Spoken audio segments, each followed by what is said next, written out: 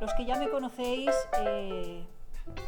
poco os voy a decir de cómo empezó esta editorial. Esta editorial es como un hijo para mí, algo que se empieza con muchísima ilusión, pero antes de esto me gustaría irme un poquito más atrás, cuando yo decidí escribir novelas. Era una pasión que yo tenía desde que tenía 10 añitos. Circunstancias de la vida, pues, no me permitieron ir a la universidad. Quería hacer literatura y, bueno, circunstancias de la vida, pero la vida te devuelve a los caminos que uno se marca desde el principio. Cuando tomé esa decisión de formarme como escritora, no me lo pensé, me apunté a uno de las escuelas que más mejores tenemos en Barcelona, y allí pude descubrir lo maravillosa que es esta profesión. Me pasé un año formándome como escritora, dominando las técnicas narrativas, y 2 años corrigiendo tramas. Nunca me imaginé en aquel momento que acabaría siendo editora. Y digo todo esto porque hubo algo que mi profesor me dijo y que viene ahora, entenderéis el por qué lo empiezo así. Una de las normas que me dijo mi profesor fue: Isabel, tienes que leer mucho y tienes que aprender de los grandes. Y yo dije, perfecto, pues venga, si usted me lo dice, señor profesor, pues yo, venga.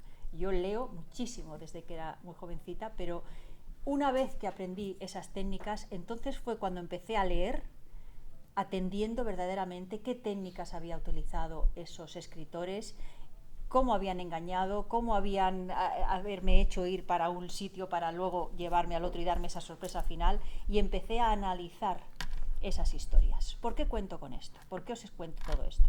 Os lo cuento porque Pedro escribe novelas que pueden ser unos grandes libros para que cualquier escritor que quiera dedicarse a esta profesión aprenda de él. Vosotros sabéis que empecé con una ilusión de descubrir nuevos talentos, y yo creo que el buen hacer de lo que he ido haciendo, de dar lo que yo quería recibir como escritora, ha hecho que, bueno, del boca a oreja vaya llegando a gente, a escritores que digan, oye, pues aquí te tratan bien. Y así fue como llegó Pedro.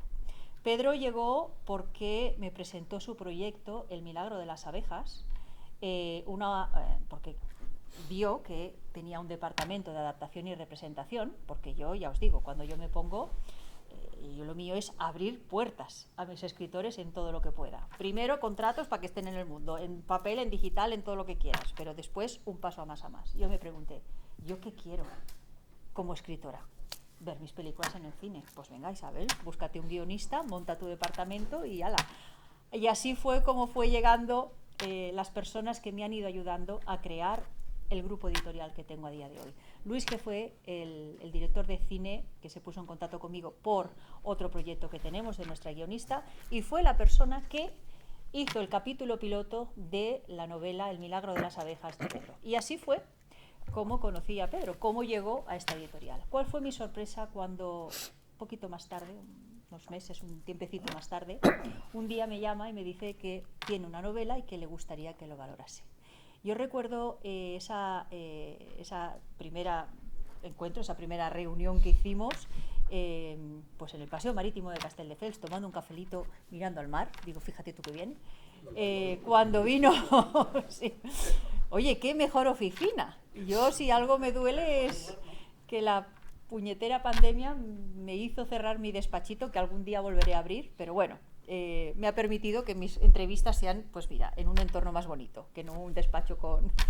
Entonces ahí vino con su maletita, hizo así, ¡pum!, y me sacó un tochito DIN A4, que él es muy pulidito, ya lo sabéis, buen abogado, todo muy meticuloso, y me lo trajo todo bien impreso y dice, toma, Isabel, pum, aquí lo tienes. Y yo dije, Pedro, que los costes de imprenta han subido un poquito. Digo, esto va a salir un poquito caro, ¿eh? Hay que hacer novelas más cortitas.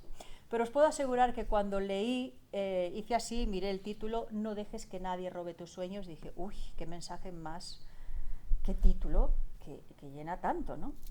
Abrí la página y tal cual. Lo primero que vi fue Isabel. Y dije, esto es una señal. Digo, me da igual, Pedro, me fío de ti, vamos a publicarlo sin leerlo, porque esto... Bueno, esas 600 y pico páginas me las leí en un suspiro. Y os digo, y retomo lo que os he dicho al principio. Es un libro a la vieja usanza, es lo que la literatura es. Y en la reunión que hicimos, la presentación que hicimos en Málaga, él dijo algo que es muy concreto y es cierto. Yo mencioné en esa presentación en Málaga de que había escrito una novela como los escritores, los grandes escritores del siglo XIX. Y él marcó esa diferencia. En el siglo XIX los escritores escribían grandes obras, pero hacían juicios de valor. Y tenían la obligación de hacer juicios de valor. Y en Málaga él dice, sí, mis novelas son esto, unas novelas históricas muy bien documentadas. Dice, pero yo presento hechos. Yo presento unos hechos sin hacer juicio de valor. Evidentemente estamos en el siglo en el que estamos y tenemos que evolucionar, porque si no, apague y vámonos. La novela que presentamos hoy aquí es un regalo para el mundo de la literatura, pero sobre todo para la mujer. ¿Por qué? Porque nos va a narrar la historia durante un siglo a través de una familia, el siglo XX. Vamos a vivir las dos guerras mundiales y la guerra civil, porque fíjate tú que vienen de allí, de por Austria y por allá arriba, y se vienen a Barcelona justo antes de que empiece la guerra civil. O sea que me salgo de una guerra, me meto en otra. Pero eso es la vida y las decisiones que tomamos. Es la historia de una chica, de una mujer adelantada a su tiempo. Qué difícil teníamos las mujeres, y muchas veces, y él lo comentará ahora, ¿en qué año fue cuando podíamos decir me divorcio? No, de divorciarte. Sí, pero sin llamarte adúltera. Pero las mujeres no podían firmar nada ni formalizar ningún tipo de contrato hasta con la autorización paterna o con autorización del marido. Y solo se cambió en mayo del 75. O sea, hasta mayo del 75 las mujeres había que pasar o por el marido o por el padre. Y las mujeres no podían salir de su casa si no eran casadas o mayores de 25 años y con autorización paterna. Toma ya. O sea que imaginaros una historia de una mujer, de una chica de 19 años, que con 19 años dirige una empresa. ¿Cuántos perjuicios tuvo que superar esa persona para llevar a esto adelante? No dejes que nadie robe tus sueños. ¿Qué metas tenía esta mujer? Para mí, pero es que aparte de esto, aparte de esta lucha, no penséis que esto es una novela histórica así a más, no. Aquí hay todo lo necesario para que sea esa gran obra que os estoy diciendo. Hay proceso histórico, hay un conflicto. Esta chica, ¿cuál es el conflicto? Esta protagonista, Gertie, tiene varios conflictos y puntos de giro que son importantes. Primero, ¿voy a seguir luchando por mis sueños en contra de mi familia? Que vaya familia, entre el hermanito, la cuñada, no veáis aquí no es todo color de rosa, tenemos temas importantes. Pero es que además hay una historia de amor a tres bandas que es algo maravilloso. Yo, ya sabéis, los que sois escritores, que no es fácil escribir escenas de cama. Y os puedo decir que las escenas que hay aquí muy puntuales son pura dulzura. O sea, es algo maravilloso, sublime. Hay alguna que no. Bueno, pongamos lo bueno. Después ya se encontrarán el resto. Yo me refiero a la escena que a mí me llegó al alma y dije, madre mía, digo, esto es maravilloso. Sí que es difícil, una noche de bodas un poquito complicada. Y esto es este triángulo amoroso.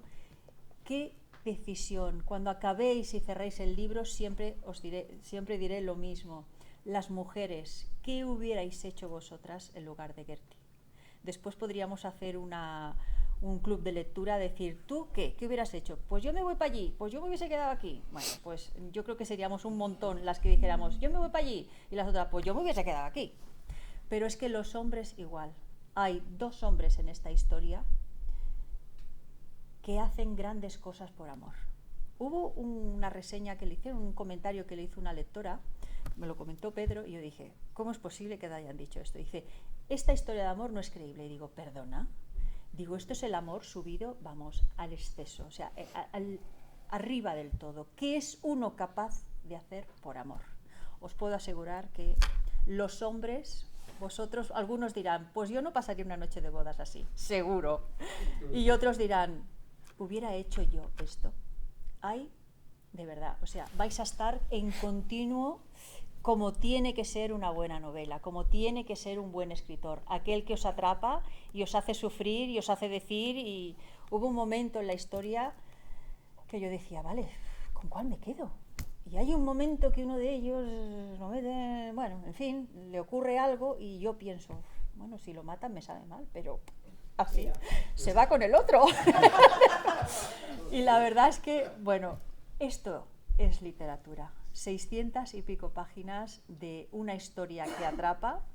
¿Cuántas veces os he dicho a los que sois autores míos de la casa, por favor, en esa primera página tenéis que generar preguntas? Siempre, vamos a empezar, aunque sea en el asesinato, llévatelo a la primera página y después vuelve para atrás y arrancas la historia. Empieza ahí. Esta historia empieza con una mujer que está senil, que ya no se recuerda de nada, viene su hijo a verla. Y hay un cuadro. El cuadro es el punto de giro de toda esta historia. El cuadro siempre está presente. Y cuando esta mujer ve el cuadro y se levanta, ¿qué es lo que dice Natalia? ¿Te acuerdas? Eduardo. Eduardo. Y entonces te dices, bueno, a ver, pues yo tengo que seguir leyendo hasta que este Eduardo aparezca. Como buen escritor, Eduardo aparece 200 páginas más para atrás.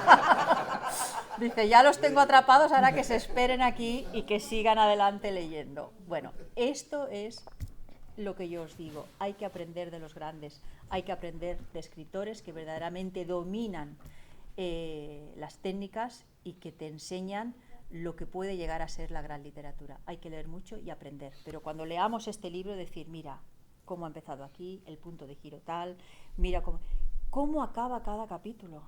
Esto de irte a la cama y decir un capítulo solo, no. Pedro acaba una frase y dice, ahora que vuelve de allí y dice esto, ¿cómo voy? Madre mía, pues no, hay que seguir leyendo. Y esto es lo bonito, es una historia de lucha, superación y de amor inolvidable, una historia de amor totalmente diferente.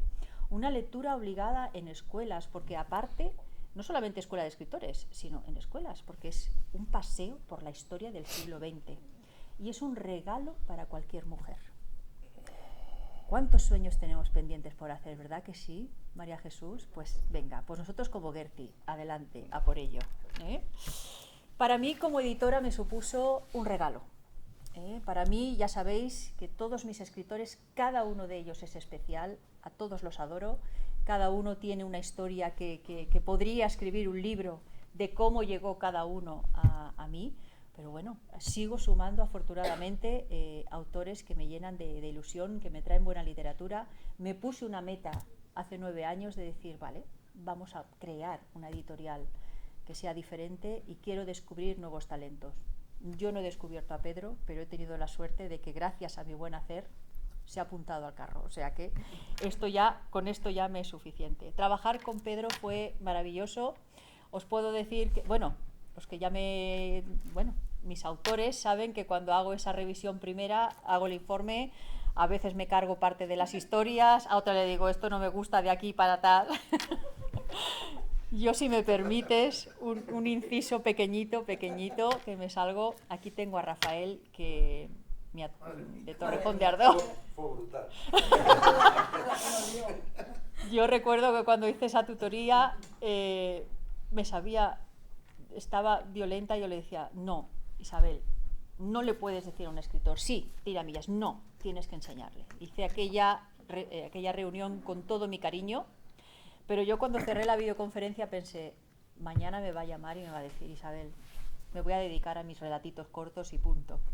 Porque le desmonté la historia y le dije, pero ¿cuál fue mi sorpresa cuando al día siguiente me mandó un mensaje y me dijo, Isabel, te doy las gracias? Algunas editoriales me hubieran dicho, te vale tanto y lo hubiesen publicado tal cual. Otras me hubieran dicho, esto mejor guárdatelo en tu ordenador y ya está. Pero tú estás aquí, me has dicho una trama y voy para adelante. O sea que para mí esto es un regalo, igual que trabajar con Pedro. ¿Qué fue con él? Pues mira, pues con él leí y dije, bueno, ¿para qué abro mi libreta de temas si no le tengo que corregir nada?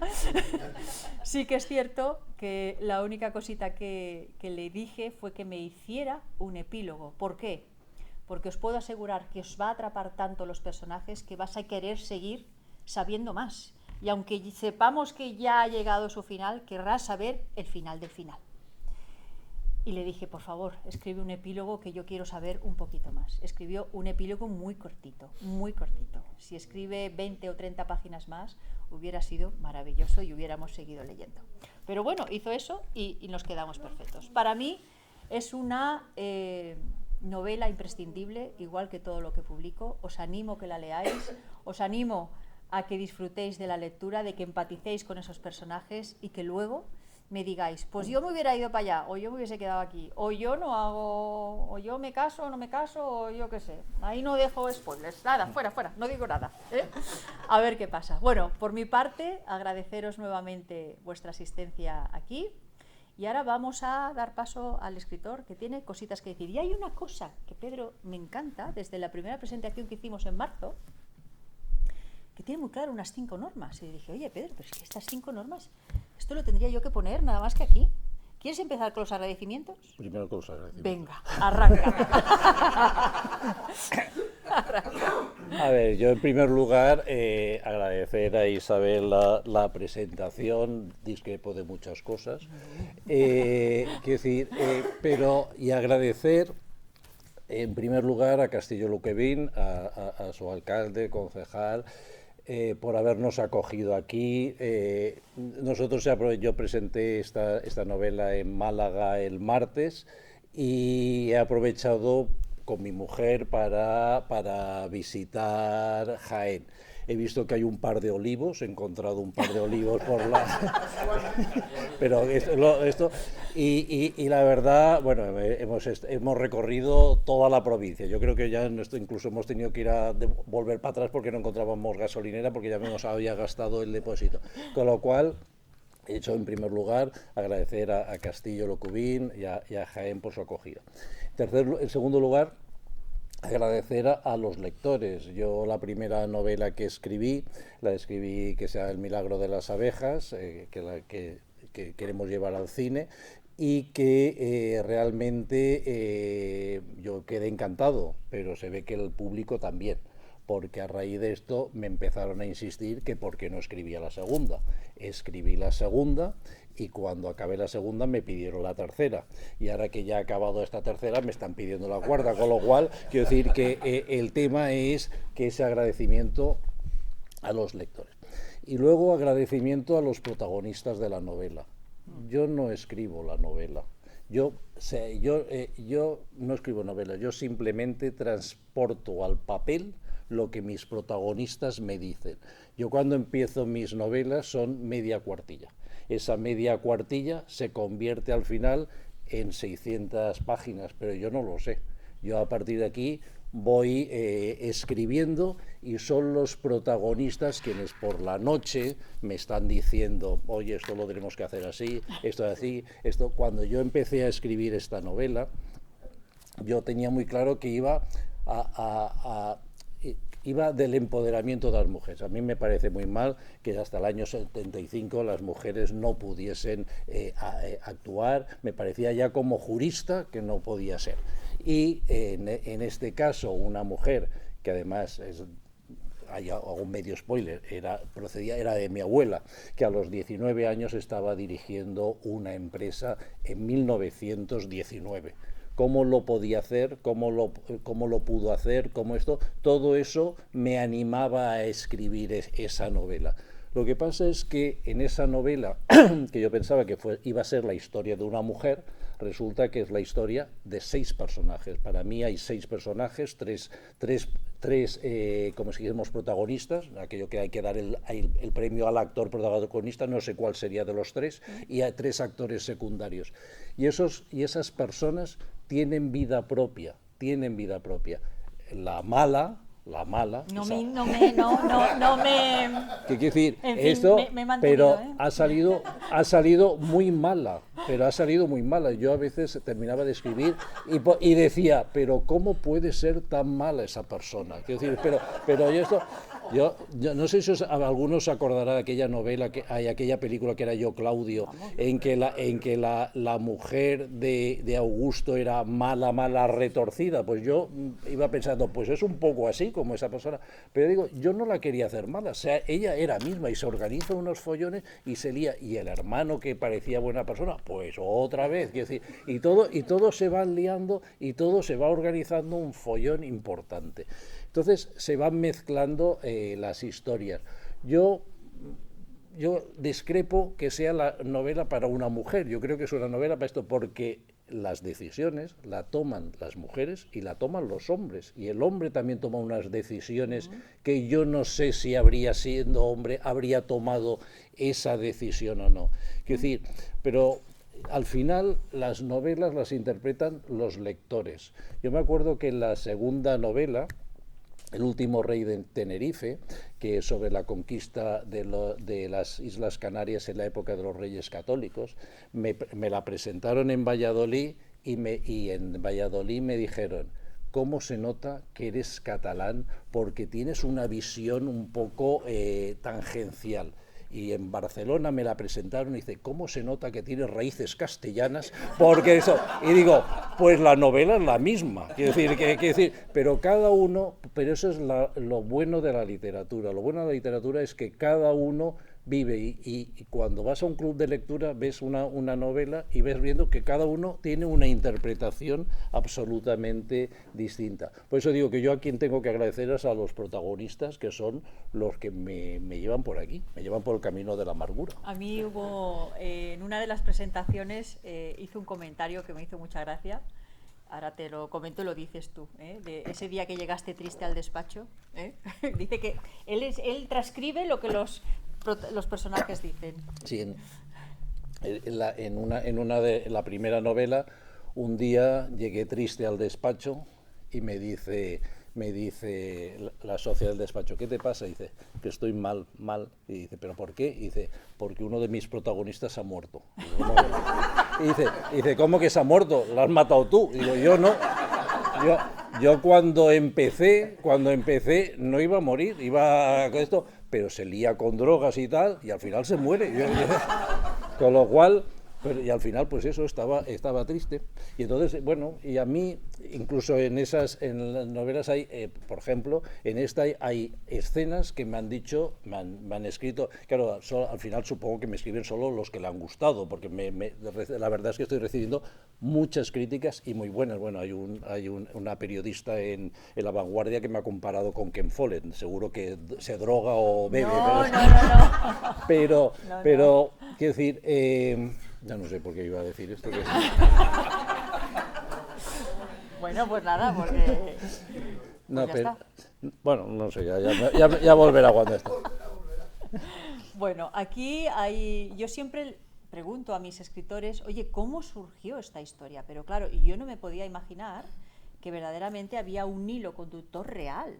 Entonces, esta historia, ¿cómo puede de la historia de su abuela, que ahora nos comentará brevemente, surgir toda esta historia? O sea, tu abuela...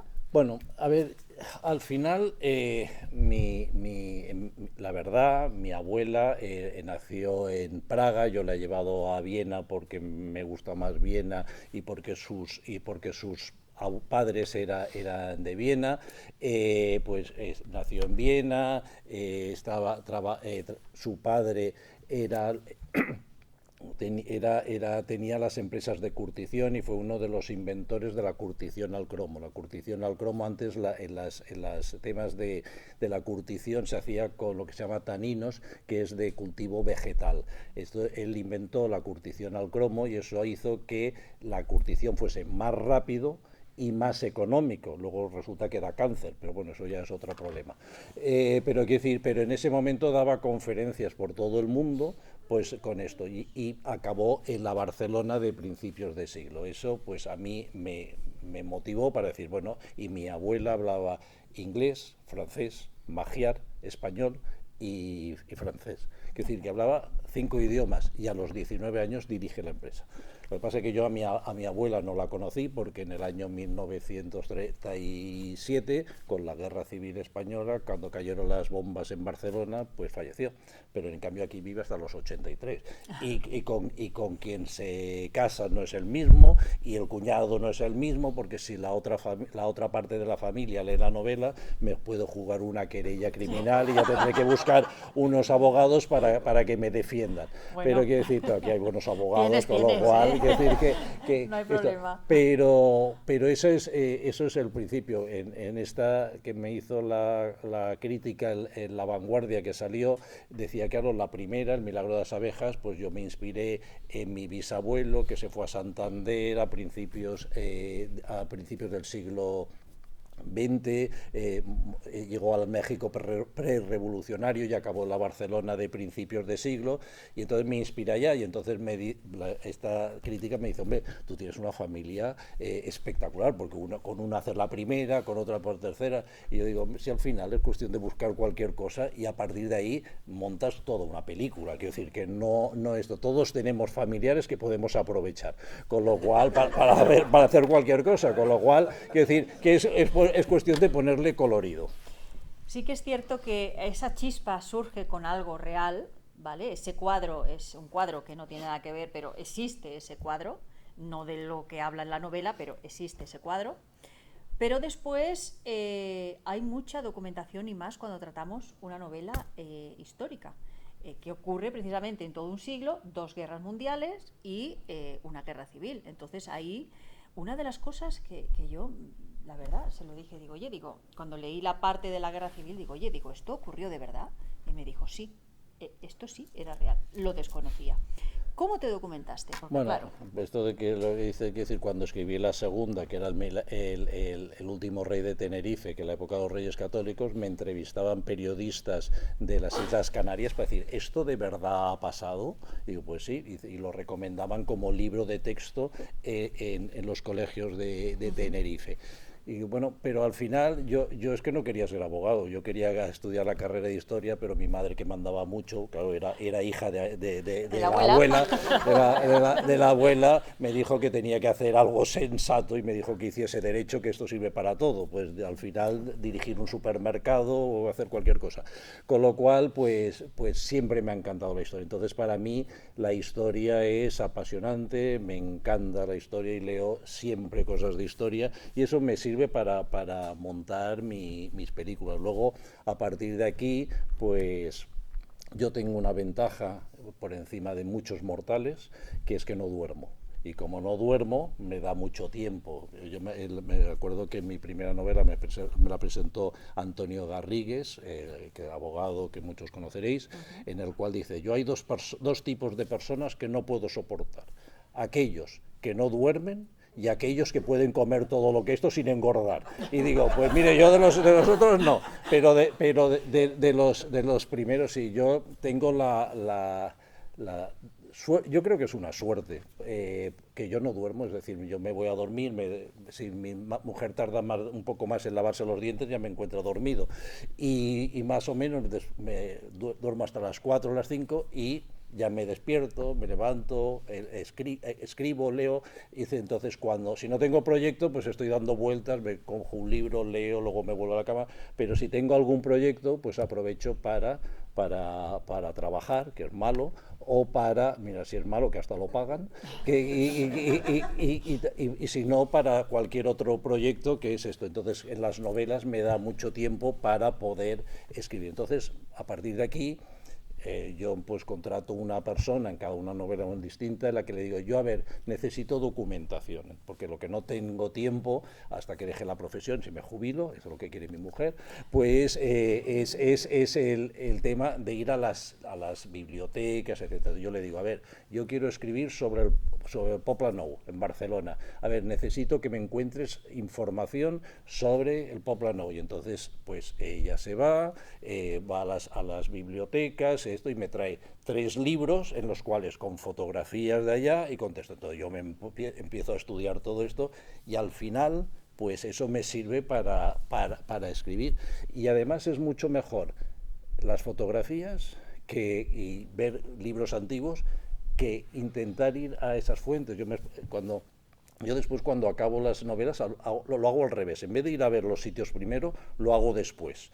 Y entonces, por ejemplo, claro, cuando escribí la segunda, que era El último rey de Tenerife, que pasaba en Valladolid, pues yo me imaginaba a los hombres yendo a caballo de un sitio a otro. Claro, entonces fuimos a ver lo de Valladolid, claro, ahora son polígonos industriales, con lo cual, claro, no te puedes imaginar lo que hay. Con lo cual, pues bueno, lo vamos ilustrando, y luego anécdotas curiosas de después. Después, por ejemplo, en esta novela yo sabía que tenía que buscar un pueblo que estuviese entre la frontera entre Austria y Suiza.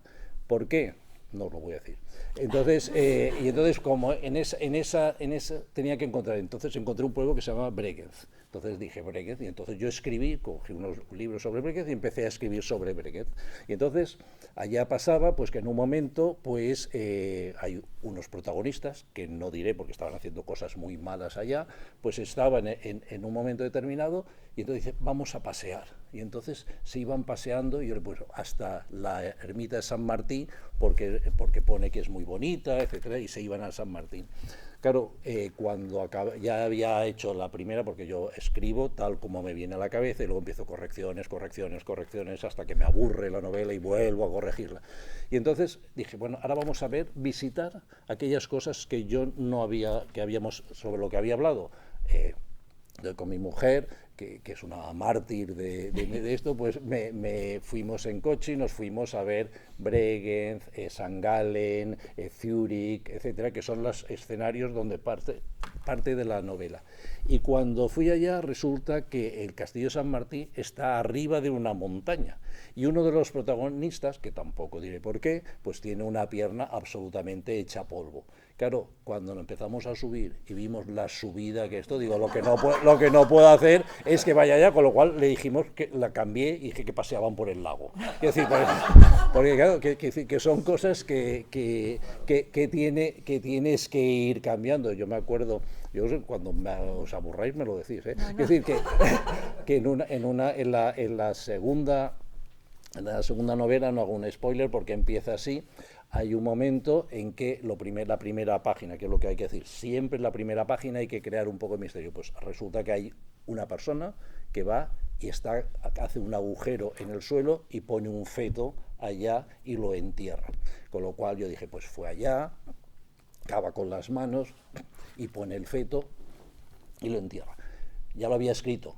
Pasa el tiempo y un día mi mujer me dice, hombre, tenemos una planta que está en una maceta y hay que plantarla en tierra. Y como la vamos a plantar en tierra, dice, bueno, pues plántala. Y yo voy allá, empiezo a rascar con la mano, ni en broma. Empiezo con una pala, ni en broma. Entonces empiezo a mojar, y cuando está muy húmedo, pues entonces es cuando puedo esto. Con lo cual cambié la novela y dije, después de varios días lloviendo, que de esto, y entonces con una pala, y entonces puse el feto. Quiero decir, que son cosas de experiencias que al final, por esto, en una de las, en la del último rey de Tenerife, hay un momento que van de La Gomera, de Tenerife a La Gomera, y tienen que ir en una sola tarde en un barquito tampoco os diré para qué.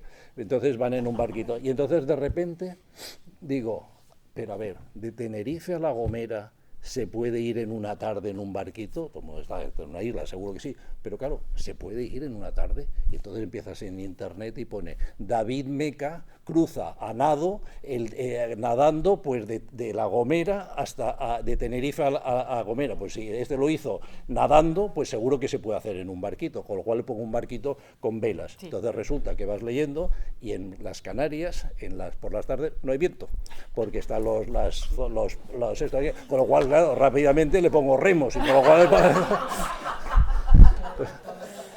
Con lo cual, quiero ver que son cosas que dices, ¿y esto es literatura? Pues no lo sé, quiero decir que eso son cosas que al final tienen que ser, las novelas tienen que ser creíbles, y muchas veces la realidad no es novelísticamente creíble. Tú haces una cosa y dices, si esto ha pasado en la realidad, y tú lo pones en una novela y dices, esto no cuadra, esto no pega, no se lo cree nadie.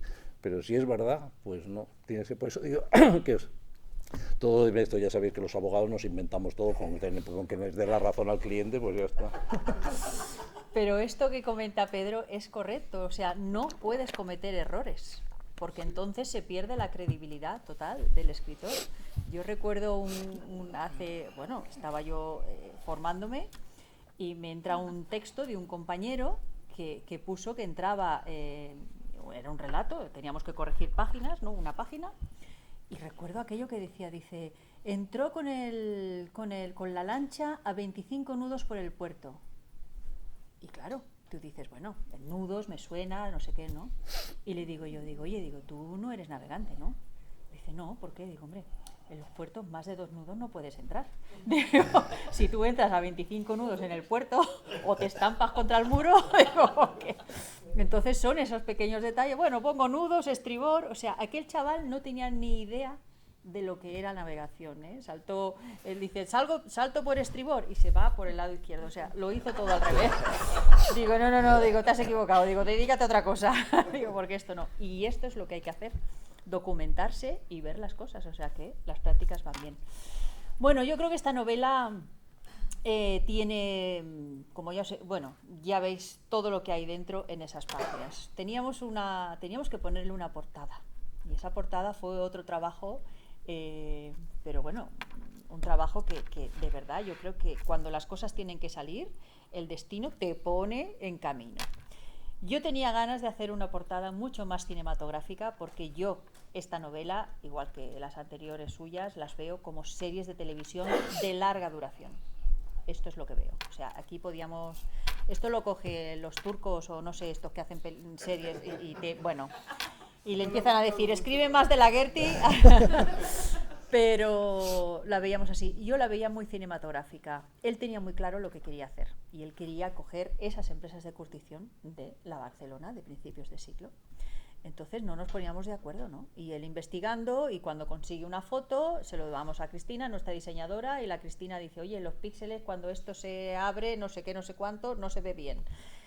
¿Cómo apareció esta portada, Pedro? Porque esto tiene historia, ¿eh? Se llama, no me acuerdo la palabra ahora, pero cuando son una serie de circunstancias que yo creo que al final son así, es decir, yo quería yo quería la portada una empresa de curtición, porque consideraba que habla de empresas de curtición, habla de la Barcelona industrial, de cómo va creciendo Barcelona, de cómo cambia Barcelona con todas las empresas en aquel momento, lo que se llama el Manchester catalán, y entonces yo quería que fuese una empresa de curtición y por eso tenía la idea, pero no encontraba la foto. Quiero decir, que una cosa es lo que esto, yo empecé a buscar y no encontraba. Y al final, porque entonces te vas a los archivos, que eso sí que lo hice yo, los archivos que te dan esto ahora como está todo en internet, pues esto, y habían, no sé si eran 3.000 fotos o 4.000 del Poblenou, y empiezas a buscar esto, a ver, encontrar, y no encontraba nada. Total, que al final en un día encontré esta foto. Y es lo que dije, esta la quiero, se la envié a Cristina y me dice, esto con los píxeles estos no funciona. Y digo, ¿y yo qué hago ahora? Y el mundo, ya digo, es absolutamente verídico. Una abogada del despacho, su abuelo había tenido una empresa de curtición. Y esa empresa de curtición dice, había escrito unas memorias sobre la empresa de curtición. Y entonces me dijo, bueno, pues déjamela, porque a lo mejor me inspira alguna cosa. Y me deja esas memorias y estaba esa foto. Esta foto era la que yo había visto y que no podía ser, era la empresa de curtición de su abuelo. Y entonces dije, esta es la que quiero. Y entonces él me dio el original de esa foto, pedí, porque además hay que pagar derechos de autor, esto de los abogados, nos complicamos la vida, pero esto quiere decir, estos derechos de autor, y entonces al final pues pude conseguir esa fotografía que estaba en el archivo del Poblenou en Cataluña, y a partir de ahí la pudimos rescatar. Pero ¿por qué estaba la abogada en el despacho y esto? Pues no lo sé. Porque tenía que ser esta foto. Porque tenía que ser esta, pero fue al revés, quiero decir que... Yo es que ya sabéis, los que me conocéis más, sabéis que el amor para mí, yo siempre decía, es que esto es una historia maravillosa de amor. Dicen, no, Isabel, esto no es una historia de amor. Digo, Bueno, eso sí, sí que lo es. tuvimos una discusión porque ya digo, él me dice, es que es una historia de amor y digo, yo creo que no es, yo creo que hay una historia de amor, pero no es una historia de amor. Yo digo que mis novelas no son novelas históricas, son novelas con historia, en la cual siempre hay historia, pues en una era sobre la conquista de Tenerife, en otra era sobre el México prerevolucionario y la Barcelona de principios de siglo, en esta es sobre la Primera, la Segunda Guerra Mundial, pero a mí no me interesan las batallas, a mí me interesan las personas. Yo, por ejemplo, en Santiago Posteguillo, que es buenísimo, pero yo cuando llega a las batallas me lo leo en diagonal, no me interesa nada, me interesa cuando los personajes, las batallas no me interesan. Entonces, no hay alguna batalla, pero muy corta, quiero decir, porque no me interesan, me interesan las personas. Ya me he vuelto a ir porque no sabía lo que iba a hacer. Bueno, no pasa nada. No pasa nada. Bueno, yo creo que os hemos dado ingredientes suficientes para que os no, perdona, ya sé, porque... Venga, venga. No, y entonces me decía, es que es una historia de amor, y digo, ¿no? Hay historia de amor, y realmente, ya digo, hay lo que os decía antes, que ahora me ha vuelto a recordar, dice, hay escenas en que la gente que me ha escrito dice, es que hemos llorado en algunas escenas, y entonces yo me la leo, y yo hay algunas escenas que me emociono yo, y digo, pero tú eres tonto, si tú lo has escrito, etcétera, y la vuelvo a leer, y la he leído 3 veces, y las 3 veces se me encoge el corazón, y dice, pero son, seguro, siempre me preguntan, ¿pero qué escena? Y digo, no la pienso decir hasta que se hayan publicado 1 millón de ejemplares, pues entonces ya la diré, pero que hasta entonces prefiero que cada uno la disfrute y que pueda ver en cuál estoy. Y entonces yo considero que hay amor, hay sexo, dice que que son muy, bueno, ella misma, pero que cada uno tiene sus experiencias. Hay historia, yo creo que hay sentimientos de persona, de lo que hacen, lo que dejan de hacer, de las aspiraciones, de la persecución de unos sueños en los cuales tanto hombres como mujeres persiguen unos sueños que los conseguirán o no. El libro, yo pongo que este libro va dedicado a todas aquellas personas en que alguien les robó su sueño. Con lo cual, quiero decir, todos tenemos sueños y unos lo pueden hacer, otros no lo pueden hacer y otros pues deciden que lo hacen de otra forma. Y esto es el resultado de todo. Los hombres que estáis aquí, no penséis que esto es una historia rosa de amor, ¿eh? Hay esa historia, o sea, no os asustéis y digas, ¿a tú que me has comprado? Y dices, historia de amor, no. Hay una historia de amor muy bonita, pero hay una historia detrás muy potente de superación. Y ahora faltan las reglas. Por supuesto. Y ahora atención, mis escritores, porque esto es lo que tenemos. Yo digo siempre que para que triunfe un libro, al final un 50% es de que el libro esté bien escrito y un 50% es suerte. Y esa suerte va muchos la tienen esto, pues mira, un día le hacen una entrevista fantástica y resulta que es de uno de estos, ¿cómo se llaman estos? Los influencers, y a partir de ahí es fantástico porque lo ha dicho esto y a lo mejor. Pero aparte de esto, yo siempre digo que cuando hago las presentaciones, a mí lo que me gusta es que compren el libro. Me parece fantástica la primera de esto, que compren el libro. El segundo y más importante es que se lo lean. Quiero decir, porque a mí lo que más me duele es cuando me dice, oye, estuve en la presentación, me encantó tu libro, me lo compré y además me hiciste una dedicatoria fantástica. Y ¿te lo has leído? Y dices, no. Y digo, pues entonces no me sirve para nada que no te lo hayas leído. Cuando una vez ya lo has leído, lo importante es recomendarlo o regalarlo. Nunca dejarlo. Yo siempre les explico una anécdota en la cual un día fui a Rosas, que nosotros veraneamos cerca de Rosas y nos invitaron, y nos oye, un grupo de 10, y me dice, oye, nos hemos leído la primera novela y nos ha encantado. Y dice, ¿y cuántos hay? 10, las hemos leído los 10. Y dije, ¿y la habéis comprado 10? Y dice, no, hemos comprado uno y nos lo hemos repartido, nos la hemos ido dejando. Claro, el pobre libro estaba trotinado. Entonces, en esto se lo dije, y en esta han venido y han comprado 4. Quiero decir que esto, porque ahora los otros son los cónyuges, que al final, pues también no hace falta que se lo compren. Pero, quiero decir, la siguiente es que lo recomienden o que lo regalen. Y lo importante es que cuando lo recomendéis o lo regaléis, no digáis nunca que lo ha escrito un amigo vuestro. Esto es pecado. Es decir, yo le agradezco al decano que también esto, pero cuando me lo publican también me gustaría que hubiesen dicho libro que sabemos que es un gran libro de un gran escritor, pero si ponen escrito por el decano emérito del Colegio de Barcelona, ya no se lo compra nadie, porque dicen, hombre, este nos lo encoloman aquí porque ha sido decano, ¿no? Entonces, esto es decir, si al final tú lo dejas, entonces si tú lo recomiendas o lo regalas, dices, oye, es un libro que me han dicho que es buenísimo, léetelo y luego lo comentamos. Y cuando luego lo dice y lo comenta, entonces le puede decir, pues lo ha escrito un amigo, pero no se lo digáis. Y entonces, si esa persona que no me conoce de nada, ese lo recomienda o lo regala a una tercera persona, ya estamos en la cadena del boca a oreja, y a partir de aquí el libro ya va solo. Con lo cual, estas son las 5 reglas que un día se me ocurrieron y las voy transmitiendo. Que son muy reales en el mundo de la literatura, ¿eh? Claro que sí. Bueno, no está mal, porque en 2 mesecillos y poco lleva este señor vendido más de 500 ejemplares, o sea que no nos podemos quejar. Yo creo que se merece un aplauso, ¿no?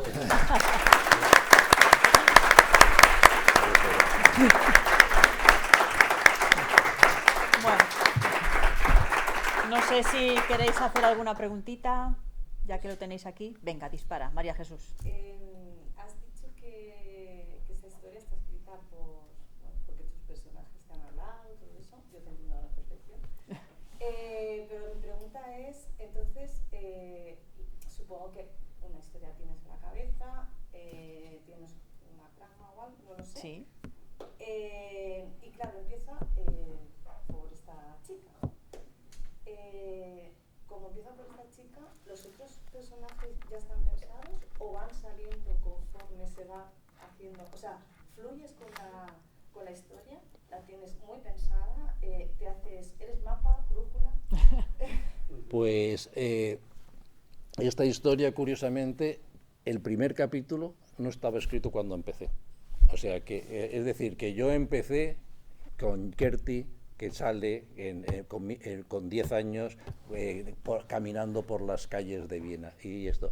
Pero entonces, cuando va avanzando, digo, uy, pero está Gertie, y entonces yo voy cogiendo cosas que voy viendo esto. Entonces, el cuadro ese es un cuadro que se lo regalaron a la suegra de mi hermana. Y vive una escena similar, no dice Eduardo porque quedaría fatal que luego esto porque no sería el marido, pero esa escena de una persona que está viendo un cuadro de cuando ella tenía 18 años y que ella no reconoce a esa persona o hay algo, creo que es una escena muy potente. Entonces yo dije, esta la tengo que poner en algún sitio, pero ya llegará. Y entonces cuando fui avanzando dije, ahora la pongo aquí.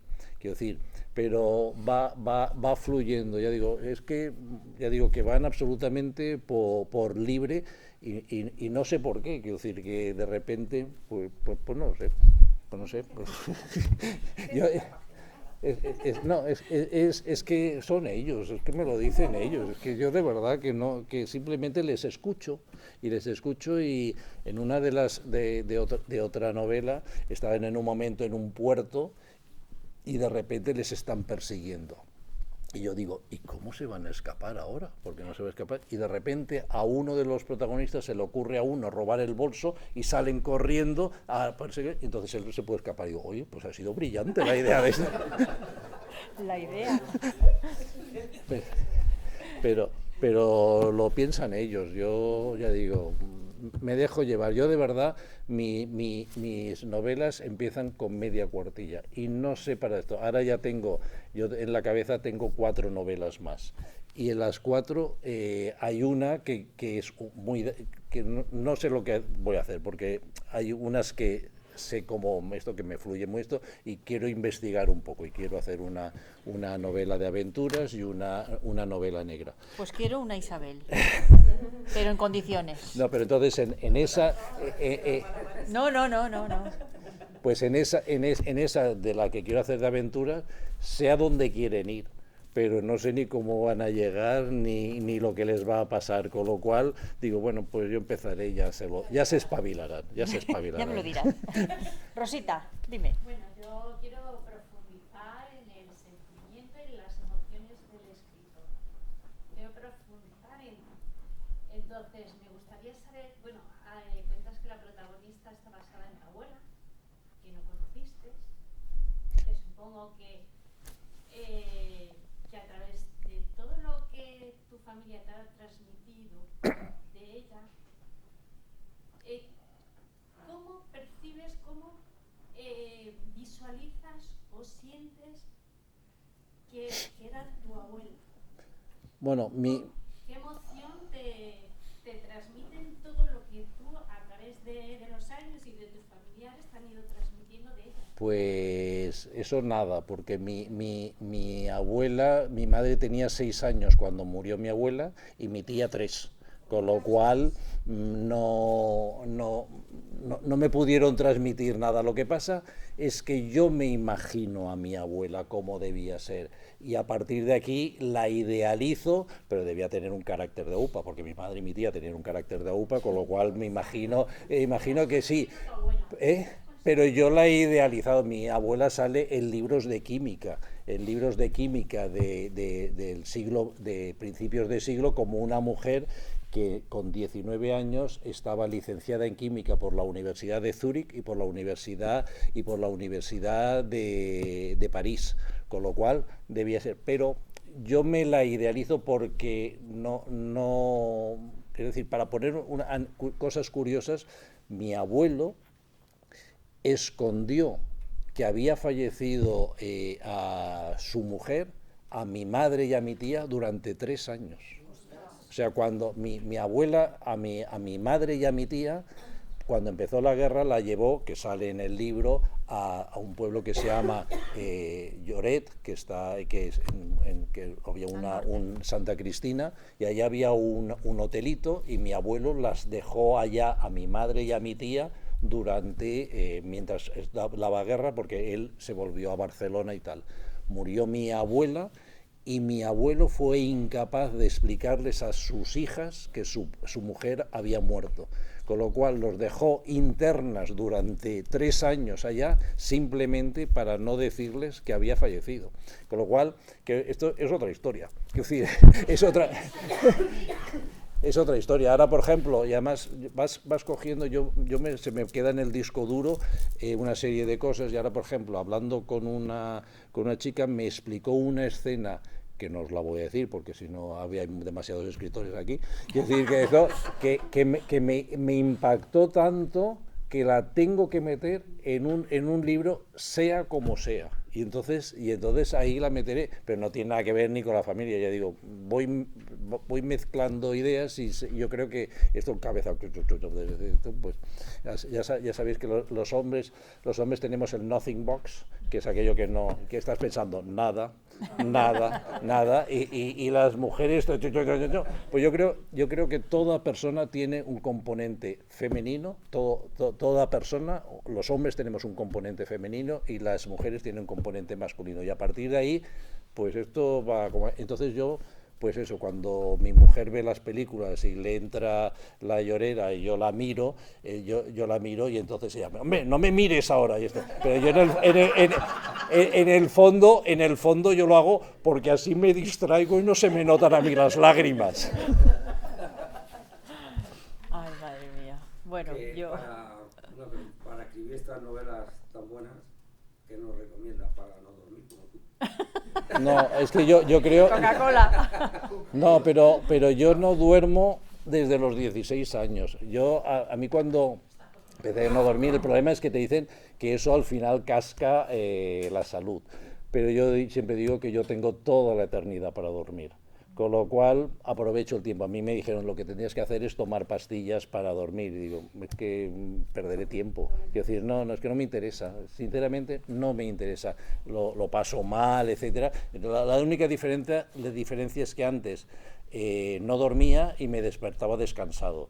Ahora no duermo y me despierto cansado.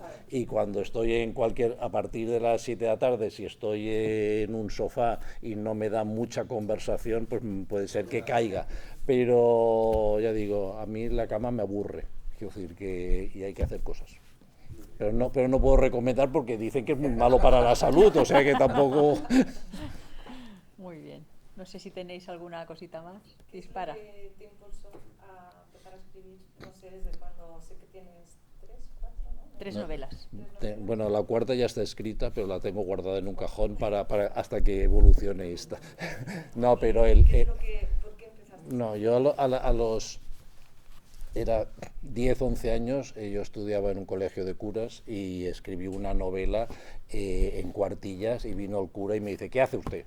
Y dice, pues me estoy escribiendo una novela, pues ya le escribirá otra, pero eran de 60 páginas, vete a saber lo que escribí en pero ya la escribí. Entonces luego, cuando eres ya un poco mayor, pues decía, hombre, yo quiero imitar a Enid Blyton, y entonces pues, siempre salían 5, el perro, y el no sé qué, no sé cuántos, y empezaba a escribir esto, y luego en el año, bueno, yo he escrito varios libros de derecho, pues son aburridísimos, pero entonces en el año, cuando tenía 19 años, yo me hice un viaje por Irán, por Siria, por Egipto, por Turquía, durante 2 meses con la mochila, y entonces escribí un libro de viajes.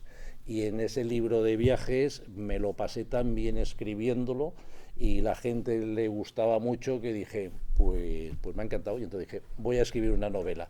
La primera novela tardé 7 años en escribirla, la segunda tardé 3 años en escribirla, la tercera he tardado 1 año y medio, y la que está en el cajón me costó 2 meses, porque era en la época del COVID y por eso no me gustó y por eso la estoy retocando, pero ya digo que es la cuarta, pero esa tiene que esperar todavía. Pero como ahora ya hay una quinta que me apetece mucho, no sé si la voy a dejar esperando para... Sí, inagotable. Él abre así, pum, a las 4 de la mañana, abre y dice, venga, aquí estoy. Pero esto no tiene ningún mérito. Es decir, hay gente que se levanta, se pone el chándal y sale a correr. Y sale y llega corriendo y vuelve contento. A mí es que esto, yo digo, eso sí que tiene mérito. Yo me levanto y cuando no estoy escribiendo me pongo el batín y me pongo a leer y disfruto, y cada novela me inspira muchas cosas, pues eso es mucho mejor que estar corriendo. Ya digo, yo es que no podría correr nunca. Yo les admiro a los que se levantan a las 5 de la mañana para correr antes de ir al despacho. Pues nada, pues no tiene ningún mérito. Bueno, pues si no tenemos ninguna preguntita más, si alguien quiere el libro, aquí lo tiene y que se lo dedique. Venga, gracias a todos.